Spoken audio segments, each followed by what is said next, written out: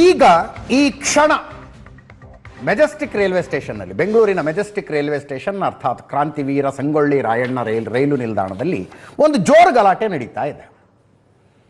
ರಾಜಸ್ಥಾನದಿಂದ Mysuru express ಟ್ರೈನಿಗೆ ಒಂದು 90 box ಬಂದಿದ್ದಾವೆ.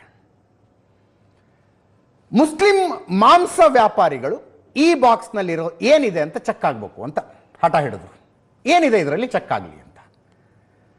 ಅವರ ಜೊತೆಗೆ ಹಿಂದೂ ಸಂಘಟನೆಯ ಕೆಲವರು ಸೇರ್ಕೊಂಡ್ರು. ಅಪರೂಪದ ಕಾಂಬಿನೇಷನ್ ಇದು, ಅಪರೂಪದ ಏನಿದೆ ಇದರಲ್ಲಿ ಚೆಕ್ ಮಾಡಿ ಅಂತ. ಚೆಕ್ ಮಾಡಿ ಅಂತ ಹಠ ಹಿಡಿದಿರೋದು ಈಗಲ್ಲ. ಅವರು 6 ತಿಂಗಳಿಂದ ಅವರು ಕಂಪ್ಲೇಂಟ್ ಹಿಡ್ಕೊಂಡು ಎಲ್ಲ ಕಡೆ ಓಡಾಡ್ತಿದ್ದಾರೆ. ರಾಜಸ್ಥಾನದಿಂದ ಮಾಂಸ ಬರ್ತಾ ಇದೆ, ಅದು ಚೆಕ್ ಆಗಬೇಕು ಅಂತ. ಏನು ಚೆಕ್ ಆಗಬೇಕು, ಯಾಕೆ ಚೆಕ್ ಆಗಬೇಕು? ಅವರಿಗೆ ಅವರದ್ದೇ ಆದ ಸಂಶಯಗಳಿದ್ದಾವೆ. ಅವ್ರು ಹೇಳಿದ್ಮೇಲೆ ಗೊತ್ತಾಗಿದ್ದು ನನಗೆ. ಎಷ್ಟು 750 800 850 ತನಕ ಮಟನ್ ರೇಟ್ ಇದೆ 1 kgಗೆ. ಬಟ್ ಇವರು 600 ರೂಪಾಯಿ ಕೊಡ್ತಾರೆ. ರಾಜಸ್ಥಾನದಿಂದ ಇಲ್ಲಿಗೆ ತರಿಸ್ಕೊಂಡು 600 ರೂಪಾಯಿ ಕೊಡ್ತಾರೆ. ಜೊತೆಗೆ ಅವ್ರನ್ನೇ ಕೇಳೋಣ, ಈಗ ಇರ್ತಾರೆ ಅವರು, ಲೈವ್ನಲ್ಲಿ ಇರ್ತಾರೆ ನಮ್ಮ ಜೊತೆಗೆ. ಒಂದು ಪ್ರಾಣಿಯನ್ನು ವಧಿಸಿದ ನಂತರ, ಕತ್ತರಿಸಿದ ನಂತರ 16 ಗಂಟೆಯಲ್ಲಿ ಆ ಮಾಂಸ ಸೇವನೆ ಆಗಬೇಕು ಅಂತ ನಿಯಮ ಹೇಳುತ್ತಂತೆ. 16 ತಾಸು. ರಾಜಸ್ಥಾನದಿಂದ ಇಲ್ಲಿಗೆ ಬಂದು ಇಲ್ಲಿ ಸೇವನೆ ಆಗುವಷ್ಟರಲ್ಲಿ ಗಂಟೆಗಳಲ್ಲಿ ಎಷ್ಟು ದಿನ ಹೋಗಿರುತ್ತೆ ಅನ್ನೋದು ಪ್ರಶ್ನೆ. ಅನೇಕ ಫುಡ್ ಸೇಫ್ಟಿ ನಾರ್ಮ್ಗಳು ವಯೋಲೇಟ್ ಆಗ್ತಾ ಇದ್ದಾವೆ. ಜೊತೆಗೆ ಆ ಮಾಂಸ ಯಾವುದು ಅನ್ನೋ ಚೆಕ್ ಮಾಡಿ ಅಂತಾರೆ ಅವರು. ನೇರ ಆರೋಪ ಅಲ್ಲ ಅದು. ನಾಯಿ ಮಾಂಸನ ಇದು, ಚೆಕ್ ಮಾಡಿ ಫಸ್ಟು ಅಂತಾರೆ ಅವರು. ಈ ಆಗ್ರಹವನ್ನು ಮಾಡಿಕೊಂಡು ಹೆಚ್ಚು ಕಡಿಮೆ 6 ತಿಂಗಳಿಂದ BBMP, ಹೆಲ್ತ್ ಡಿಪಾರ್ಟ್ಮೆಂಟು, ಆಹಾರ ಇಲಾಖೆ ಎಲ್ಲ ಕಡೆ ಓಡಾಡಿ ಬೇಸತ್ತವರು ಇವತ್ತು ಅಟಕಾಯಿಸ್ಕೊಂಡ್ರಲ್ಲಿ. ಓಪನ್ ಮಾಡಬೇಕಿದ್ನ ಅಂತ. ಓಪನ್ ಮಾಡಿದ್ರೆ ಅದನ್ನ ಕಾರ್ಕಸ್ ಅಂತ ಕರೀತಾರಂತೆ. ಅದರ ಬಾಲ ಅನೇಕರಲ್ಲಿ ಸಂಶಯವನ್ನು ಉಂಟು ಮಾಡ್ತು. ಇದೇನಿದೆ, ಇಷ್ಟು ಉದ್ದ ಬಾಲ ಯಾವ ಕುರಿಗಿರುತ್ತೆ ಅಂತ. ನಾವು ಆರೋಪ ಮಾಡ್ತಿಲ್ಲ. ಬಂದಿದ್ದಾರೆ BBMP ಅಧಿಕಾರಿಗಳು, ಚೆಕ್ ಮಾಡಲಿ, ಅದು ಏನೋ ಚೆಕ್ ಮಾಡಲಿ. ಬಟ್ ಅಲ್ಲಿ ಇದ್ದ ಜನ ಎಲ್ಲ ಕೂಗಕ್ಕೆ ಶುರು ಮಾಡ್ಬಿಟ್ರು, ಅಯ್ಯೋ ನಾಯಿ ಮಾಂಸ ಇದು ಅಂತ. ಬಾಲ ಇಷ್ಟುದ್ದ ಬಾಲ ಯಾವ ಕುರಿಗಿರುತ್ತೆ ಅಂತ ಕೇಳ್ತಾರೆ ಜನ. ಆ ವ್ಯಾಪಾರಿಗಳು ನಮ್ಮ ಜೊತೆಗೆ ನೇರ ಸಂಪರ್ಕದಲ್ಲಿದ್ದಾರೆ. ಅಲ್ಲೇ ಇನ್ನೂ ಗಲಾಟೆ ನಡೀತಾ ಇದೆ, ನೇರ ಸಂಪರ್ಕದಲ್ಲಿದ್ದಾರೆ ಅವರು. ನಮಸ್ಕಾರ ಸರ್. ನಮಸ್ಕಾರ ಸರ್. ಏನು ತಮ್ಮ ಹೆಸರು? ಹೇಳಿ ಸರ್. ಸರ್ ನಮ್ಮ ಹೆಸರು ರಿಜ್ವಾನ್ ಕುರೇಶಿ. ರಿಜ್ವಾನ್ ಕುರೇಶಿ, ಏನು ಡೌಟ್ ಬಂತು ನಿಮಗೆ? ಯಾಕೆ ಡೌಟ್ ಬಂತು? ಇದೊಂದೇನೋ ನಡಿಬಾರದೇನೋ ನಡೀತಿದೆ ಅಂತ ಯಾಕೆ ಅನ್ನಿಸ್ತೀನಿ? ಸರ್ ನನಗೆ ಬೆಲೆಯಿಂದ ನನಗೆ ಡೌಟ್ ಬಂತು. ನಾವು ಅಂಗಡಿ ಮಡಗಿದೀವಿ, 2 ಅಂಗಡಿ ಇದೆ ನಮ್ದು. ನಮ್ಗೆ 2 ಅಂಗಡಿಯಿಂದ ನಾವು 750 ರೂಪಾಯಿ ಮಾಂಸ ಮಾರ್ತಾ ಇದೀವಿ. ಹೆಂಗ್ ಹೋಲ್ಸೇಲ್ ತಗೊಂಡ್ರು 700 ರೂಪಾಯಿಗೆ ಬರ್ತಾ ಇದೆ ಮಾಂಸ. ಇದು 550 ರೂಪಾಯಿಗೆ ಮಾಂಸ ಬಂದ್ರೆ ಯಾವ ಲೆಕ್ಕಕ್ಕೆ ಇದು ಬರ್ತಾ ಇದೆ ಅನ್ಬಿಟ್ಟು ನಾನು ಹೋಗ್ಬಿಟ್ಟು ಇದು ವಿಚಾರಿಸ್ಬಿಟ್ಟು, ಆ ವ್ಯಾಪಾರಿ 20 ಜನ ಇದ್ದಾರೆ ನಮ್ ಸಂಘಟನೆಯಲ್ಲಿ. 25,000 ಜನ ಇದ್ದಾರೆ ವ್ಯಾಪಾರ ಮಾಡೋರು ಬೆಂಗಳೂರಿನಲ್ಲಿ.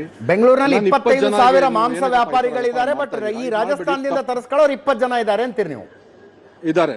ಓಕೆ, 20 ಜನ ಮಾತ್ರ ತಂದ್ಕೊಂಡ್ಬರ್ತಾ ಇರತ್ತೆ.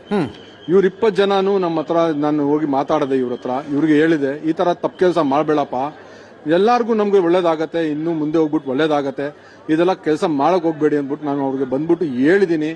ಹೇಳಿದ ತಕ್ಷಣ ಅವ್ರು ಏನ್ ಮಾಡಿದ್ರು, ಸರ್ 1 ನಿಮಿಷ ಇದ್ಬಿಟ್ಟಿರ್ತದೆ. ಸರಿ ಸರ್, ಓಕೆ. ನಾನು ಹೇಳಿದ್ದಕ್ಕೆ, ಇಲ್ಲ ನಿಮ್ಗೆ ದುಡ್ಡು ಕೊಡ್ತೀನಿ, ಅದೆಲ್ಲ ಬಿಟ್ಟಾಗ್ಬಿಡು, ಇದೆಲ್ಲ ಬೇಕಾಗಿಲ್ಲ ಅಂದ್ಬಿಟ್ಟು ನಮ್ಗೆ ಹೇಳೋರೆ. ಇನ್ನೂ ಒಬ್ಬನ್ಗೆ ಕಳ್ಸೋರು ನಮ್ಮ ಮನೆಗೆ ಬಂದ್ಬಿಟ್ಟು ಅವರು ಏನ್ ಹೇಳ್ತಾರೆ, ನಿಮ್ಗೆ ಎಷ್ಟು ಬೇಕು ಇವ್ರು ಹೇಳು ದುಡ್ಡು, ಈ ಕಂಪ್ಲೇಂಟ್ ವಾಪಸ್ ತಗೋ ಅಂದ್ಬಿಟ್ಟು ನನ್ಗೆ ಆತರ ಬಂದ್ ಹೇಳೋರೆ. ಬರ್ತಾನೆ ಅದ್ ಮಾತು ಹೇಳಕ್ಕೆ. ನಾನು ಫಸ್ಟ್ CM ಮಾಡಿದೀನಿ, ದಿನೇಶ್ ಗುಂಡ್ರಾವ್ ಮಾಡಿದೀನಿ, DK ಶಿವಕುಮಾರ್ ಮಾಡಿದೀನಿ, ಪೊಲೀಸ್ ಕಮಿಷನರ್ ಮಾಡಿದೀನಿ, BBMP ಕಮಿಷನರ್ ಮಾಡಿದೀನಿ. BBMP ಅಡಿಷನಲ್ ಕಮಿಷನರ್ ಒಬ್ರು ಇದಾರೆ, ಸ್ಪೆಷಲ್ ಕಮಿಷನರ್ ಅಂತ, ಅವ್ರ ಹತ್ರ ಮಾಡಿದೀನಿ. ಎಲ್ಲಾರ ಹತ್ರ ಮಾಡಿದ್ರೆ ಅವ್ರು ಏನ್ ಮಾಡ್ತಾರೆ ಅಂದ್ರೆ, ಇವ್ರ ಹತ್ರ ಕಂಪ್ಲೇಂಟ್ ಮಾಡಿದ್ರೆ ಇವರು BBMP ಅವ್ರಿಗೆ ಹೇಳ್ತಾರೆ, ಅದು ಹೋಗ್ಬಿಟ್ಟು ಚೆಕ್ ಮಾಡಿ ಏನಿದೆ ಅದು ಅದ್ಮೇಲೆ ಆಕ್ಷನ್ ತಗೊಳ್ಳಿ ಅಂದ್ಬಿಟ್ಟು ಅವ್ರು ಹೇಳ್ತಾರೆ. BBMP ಅವರು ಯಾವ ಕಾರಣಕ್ಕೂ ಆಕ್ಷನ್ ತಗೊಂಡಿಲ್ಲ ಅದು. ಆಮೇಲೆ ನಮ್ಗೆ BBMP ಇಂದ ಇದು ವಿಧಾನಸೌಧದಿಂದ ಒಂದು ಲೆಟರ್ ಬಂತು. ಏನಂತ ಲೆಟರ್ ಬಂತು ನನಗೆ ಇದು ನನಗೆ ಲೆಟರ್ ಬಂತು. BBMPಗೆ ನಾವು ಲೆಟರ್ ಕೊಟ್ಟಿದ್ದೀವಿ, ಹೋಗ್ಬಿಟ್ಟು ಅವ್ರಿಗೆ ಕೊಡಿ ಅಂದ್ಬಿಟ್ಟು ಈ ಸ್ಪೆಷಲ್ ಕಮಿಷನರ್ಗೆ ಕೊಡಿ ಅಂದ್ಬಿಟ್ಟು ಕೊಟ್ಟಿದ್ದೆ. ಅವ್ರು ಸಿಗ್ನೇಚರ್ ಮಾಡ್ಬಿಟ್ಟು ಕೊಟ್ರು. ಅವ್ರು ಯಾರಿಗೆ ಕೊಟ್ರು ಅಂದ್ರೆ ಅಲ್ಲಿ ಒಬ್ಬ ಅವ್ರ ಹೆಸರು ನನಗೆ ಸರಿಗ್ ಗೊತ್ತಿಲ್ಲ. ಅವ್ರ ಪೋಸ್ಟ್ ಬಂದು JD ಅಂತ ಅಸೆಸ್ಮೆಂಟ್ರಿ ಅವರು ಅವ್ರಿಗೆ ಕೊಟ್ಟಿದ್ದಕ್ಕೆ ಅವ್ರ ಹತ್ರ ನಾವು ಹೋಗ್ಬಿಟ್ಟು ಕಂಪ್ಲೇಂಟ್ ಮಾಡಿ ನಾನು ಕೊಟ್ಟೆ ಇದೆಲ್ಲ ಪೂರ್ತಿ ನೋಡಿ ಸರ್, ನಿಮ್ ಕಮಿಷನರ್ನು ಸೈನ್ ಹಾಕಿ ಕೊಟ್ಟವ್ರೆ, ಇದು DK ಶಿವಕುಮಾರ್ ಇಂದ ಬಂದಿರೋದು ಇದು ಲೆಟರ್ ಅಂದ್ಬಿಟ್ಟು ನಾನು ಕೊಟ್ಟಿದ್ದೀನಿ. ಕೊಟ್ಮೇಲೆ ಅವ್ರೇನ್ ಮಾಡೋವನೆ ರಜಾಕ್ಗೆ ಕರೆದವ್ರೆ. ಅಲ್ಲಿ ಮನ್ಸೂರ್ ಅಂತ ಒಬ್ಬ ಈ ರೈಲ್ವೆ ನಲ್ಲಿ ಇದ್ದಾನೆ, ಅವನ್ಗೆ ಕರೆದವ್ರೆ. ಅವ್ರಿಗೆ ಕರ್ಕೊಂಡು ಅವ್ರ ಜೊತೆನಲ್ಲಿ ಸೇರ್ಕೊಂಡು ಶಿವಾಜಿನಗರ್ ಹೋಗ್ಬಿಟ್ಟು ಈ ಮಾಂಸ ಸ್ಪಾಟ್ ನಲ್ಲಿ ಇದೆ ಅಲ್ಲಿ, ಅದಕ್ಕೆ ರೇಡ್ನು ಮಾಡಿಲ್ಲ, ಅದಕ್ಕೆ ಸ್ಯಾಂಪಲ್ ಕಳ್ಸಿಲ್ಲ, ಏನಿಲ್ಲ. ನೋಡ್ಕೊಂಡು ಅವ್ರ ಹತ್ರ ಮಾತಾಡ್ಕೊಂಡ್ಬಿಟ್ಟು ಅವ್ರ ಹತ್ರ ಏನ್ ಸಮಥಿಂಗ್ ಮಾತಾಡ್ಕೊಂಡು ದಿವಸ ನಾನು ಹೋಗ್ಬಿಟ್ಟು ಕೇಳಿದೆ, ಸರ್ ನಾನು ಕಂಪ್ಲೇಂಟ್ ಕೊಟ್ಟಿದ್ದಲ್ಲ, ಯಾವಾಗ ನೀವು ಹೋಗ್ಬಿಟ್ಟು ಅದು ಚೆಕ್ ಮಾಡ್ತೀರಾ, ರೇಡ್ ಮಾಡ್ತೀರಾ ಅಂದ್ಬಿಟ್ಟು ನಾನು ಕೇಳಿದ್ದಕ್ಕೆ ಅವ್ರೇನ್ ಹೇಳ್ತಾರೆ, ನನ್ಗೆ ಇನ್ನೊಂದು ವಾರ ಟೈಮ್ ಬೇಕು, ಆ ಮಾಂಸ ನಾನು ಚೆಕ್ ಮಾಡಬೇಕು, ಅದು ನನಗೆ ಅಷ್ಟು ಅಧಿಕಾರ ಇಲ್ಲ, ನಾನು ಸೀಸ್ ಮಾಡಕ್ಕೆ ಅಧಿಕಾರ ಇಲ್ಲ ಅಂತಾರೆ. ಈ JD ಬಂದ್ಬಿಟ್ಟು ನನ್ಗೆ ಹೇಳ್ತಾರೆ ಇದ್ ಬಗ್ಗೆ. ನನ್ಗೆ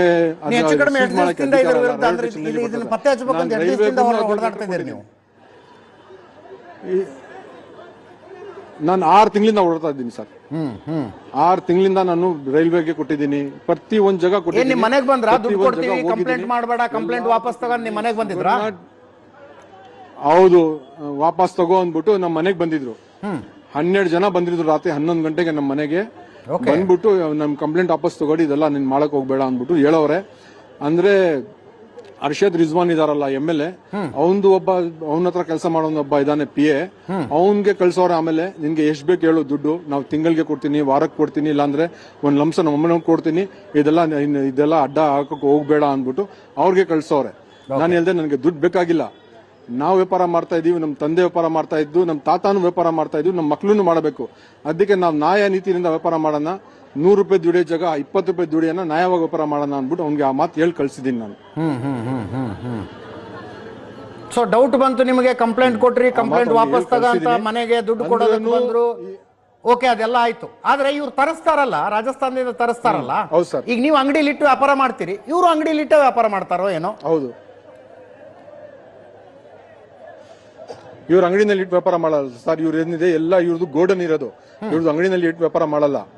ಇವ್ರದ್ದು ಪ್ರತಿಯೊಬ್ಬರು 20 ಜನದನ್ನು ಎಲ್ಲ ಒಳಗಡೆ ಗೋಡನ್ ಮಾಡವ್ರೆ, ಯಾವ್ದೂರ್ಗು ಅಂಗಡಿ ಇಲ್ಲ ಇವ್ರದ್ದು. ಗೋಡನ್ ಮಾಡ್ಕೊಂಡು ಒಳಗಡೆ ಇದು ಯಾರಿಗೂ ಸೇರ್ಸಲ್ಲ, ಒಳಗಡೆ ತಗೊಂಡೋಗಿ ಮಾಂಸ ಇದು ವೆನಿಗರ್ ನಲ್ಲಿ ತೊಳ್ಬಿಟ್ಟು ಎಲ್ಲ ಪೂರ್ತಿ ಹೋಟೆಲ್ ಅವ್ರಿಗೆಲ್ಲ ಪೂರ್ತಿ ಸಪ್ಲೈ ಮಾಡ್ತಾರೆ. ಇದಕ್ಕಿಂತ ಬೆಂಗಳೂರು ರೋಡ್ ಹೋಟೆಲ್ಗೆ ಎಲ್ಲ ಹೋಗುತ್ತೆ, ಹೋಟೆಲ್ಗಳಿಗೆ ಮಾತ್ರ ಕೊಡ್ತಾರೆ. ಈಗ ನೀವು ಹೋಗಿ ನಾನು 2 kg ಬೇಕು ಅಂತ ನೀವು ದುಡ್ಡು ಕೊಡ್ತೀನಿ ಅಂತ ಹೋದ್ರೆ ಇಲ್ಲ, ಸೇಲ್ ಮಾಡಲ್ಲ, ಕೊಡಲ್ಲ. ಇವರು ಏನಕ್ಕೆ ಕೊಡಲ್ಲ ನನಗೆ ಗೊತ್ತಿಲ್ಲ. ಯಾರಿಗೂ ಒಂದ್ 100 ಗ್ರಾಮ್ನು ಕೊಡಲ್ಲ, 2 kg ಇಲ್ಲ, 100 ಗ್ರಾಮ್ನು ಸೇಲ್ ಮಾಡಲ್ಲ. ಇವರು ಪೂರ್ತಿ ಮಾಂಸ ಬಂದ್ಬಿಟ್ಟು ಹೋಟ್ಲ್ ಅವ್ರಿಗೇನೆ ಹಾಕೋದು. ಇವ್ರದ್ದು ಅಂಗಡಿ ಇದ್ರೆ ತಾನೇ ಗಿರಾಕಿ ಹೋಗ್ಬಿಟ್ಟು ಕೇಳಕ್ಕೆ, ಇವ್ರದ್ದು ಅಂಗಡಿ ಇಲ್ಲ ಫಸ್ಟ್. ಇವ್ರದ್ದು ಇರೋದು ಎಲ್ಲ ಪೂರ್ತಿ ಗೋಡನ್ ಗಡು ಇರೋದು, ಒಳಗಡೆ ಸಂಧಿ ಒಳಗಡೆ ಗೋಡನ್ ಮಾಡವ್ರೆ. ಟ್ಯಾನಿ ರೋಡ್ ನಲ್ಲಿ, ಆಮೇಲೆ ಶಿವಾಜಿನಗರ್ನಲ್ಲಿ, ಆಮೇಲೆ ನೀಲ್ಸಂದ್ರನಲ್ಲಿ, ಆಮೇಲೆ ಬಂದ್ಬಿಟ್ಟು ಇವ್ರು ಅಂದ್ರೆ ರಾಜಸ್ಥಾನದಿಂದ ಟ್ರೈನ್ ಅಲ್ಲಿ ತರ್ತಾರೆ, ಗಾಡಿಲಿ ಹಾಕೊಂಡು ಗೋಡೌನ್ ತಗೊಂಡು ಹೋಗ್ತಾರೆ. ಗೋಡೌನ್ ನಲ್ಲಿ ನೀವ್ ಹೇಳೋದು ವಿನಿಗರ್ ನಲ್ಲಿ ತೊಳೆದು ಹೋಟೆಲ್ಗಳಿಗೆ ಕೊಟ್ಟು ಬಿಡ್ತಾರೆ. ಹೌದು, ವೆನಿಗರ್ ನಲ್ಲಿ ತೊಳೆದ್ರೆ ಏನಾಗುತ್ತೆ ಅಂದ್ರೆ ಇದ್ರಲ್ಲಿ ವಾಸನೆ ಇರುತ್ತಲ್ಲ, ಹೋಗ್ಬಿಡ್ತದೆ. ಓಕೆ, ವೆನಿಗರ್ ಹಾಕ್ಬಿಟ್ರೆ ಇದ್ಮೇಲೆ ಮಾಂಸದ ಮೇಲೆ ವಾಸನೆ ಹೋಗ್ಬಿಡ್ತದೆ. ಆಮೇಲೆ ಇವರು ಹಾಕ್ಬಿಟ್ರೆ ಅದು ವಾಸನೆ ಬರೋದಿಲ್ಲ ಮಾಂಸದಲ್ಲಿ. ನೀವು ರಾಜಸ್ಥಾನದಲ್ಲಿ ಎಲ್ಲಿಂದ ಬರುತ್ತಿದ್ದು ಅಂತ ಏನಾದ್ರು ಪತ್ತೆ ಹಚ್ಚಿದ್ರ? ರಿಪೋರ್ಟ್ ಒಂದ್ ಮಾಡಿದೀವಿ. ರಾಜಸ್ಥಾನದಲ್ಲಿ ಸ್ಲಾಟರ್ ಹೌಸ್ ಅಂತ ಇರ್ಬೇಕಲ್ಲ, ಒಂದು ಸ್ಲಾಟರ್ ಹೌಸ್ ಇರಬೇಕು, ಅಲ್ಲಿಂದ ಹೊರಡಬೇಕು, ಅಲ್ಲಿ ಮಾಂಸ ಕಟ್ ಆಗ್ಬೇಕು. ರಾಜಸ್ಥಾನಿಂದ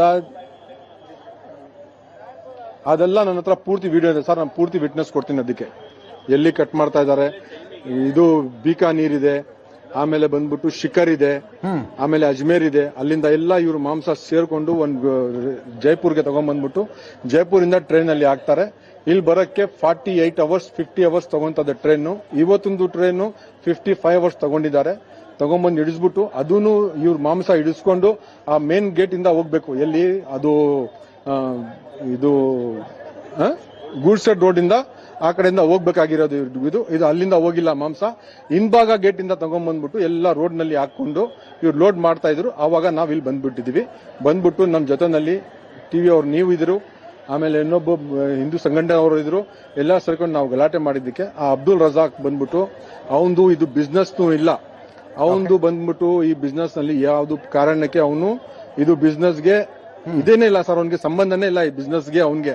ಓಕೆ, ಅವ್ನ್ ಬಂದ್ಬಿಟ್ಟು ಈ ಬಾಕ್ಸ್ಗೆ ಅವನ ಹತ್ರ ದುಡ್ಡು ತಗೊಂತಾನೆ, ಅದಕ್ಕೆ ತಗೊಂಡೋಗ್ಬಿಟ್ಟು ಅವ್ರ ಅಂಗಡಿಗೆ ಡೆಲಿವರಿ ಮಾಡಕ್ಕೆ ದುಡ್ಡು ತಗೊಂತಾನೆ, ಅದಕ್ಕೆ ಬಂದ್ಬಿಟ್ಟು ಇಷ್ಟು ಜಗಳ ಆಡ್ತಾ ಇದ್ದಾನೆ. ಅವನ್ಗೂ ಗೊತ್ತಾಗಿದೆ ಈ ಮಾಂಸ 5 ದಿವಸ ಹಳೆ ಮಾಂಸ, ನೀನ್ ತಿನ್ನಪ್ಪ ನಿಮ್ ಮನೆಗೆ ಅಂದ್ರೆ ನಾನು ತಿನ್ಬಿಡ್ತಾನ ನೋಡೋಣ. ಇವನು 5 ದಿವಸ ಹಳೆ ಮಾಂಸ ಇನ್ ಮನೆಗೆ ತಗೊಂಡೋಗಿ ತಿನ್ಬಿಡ್ತಾನ ನೋಡೋಣ. ಅಂದ್ರೆ ಅದು ಕುರಿ ಮೇಕೆ ಮಾಂಸನೋ ಅಥವಾ ಇನ್ಯಾವ್ದವ್ರದೋ ಮಾಂಸನೋ, ಕೆಲವ್ರು ಹೇಳ್ತಿರುವಾಗ ಬಾಲ ಉದ್ದಿತ್ತು ನಾಯಿ ಮಾಂಸ ಅದು ಅಂತಾರೆ. ಅದೆಲ್ಲ ಲ್ಯಾಬ್ ನಲ್ಲಿ ಟೆಸ್ಟ್ ಆಗ್ಲಿ, ರಿಪೋರ್ಟ್ ಬರ್ಲಿ. ಅದು ನೀವ್ ಹೇಳೋದು ಅಂದ್ರೆ ನಿಯಮ ಉಲ್ಲಂಘನೆ ಆಗ್ತಾ ಇರೋದು 5 ದಿವಸದ ಹಿಂದಿಂದಿದ್ದು ಅಂತ ರಿಪೋರ್ಟ್ ಬರ್ಲಿ.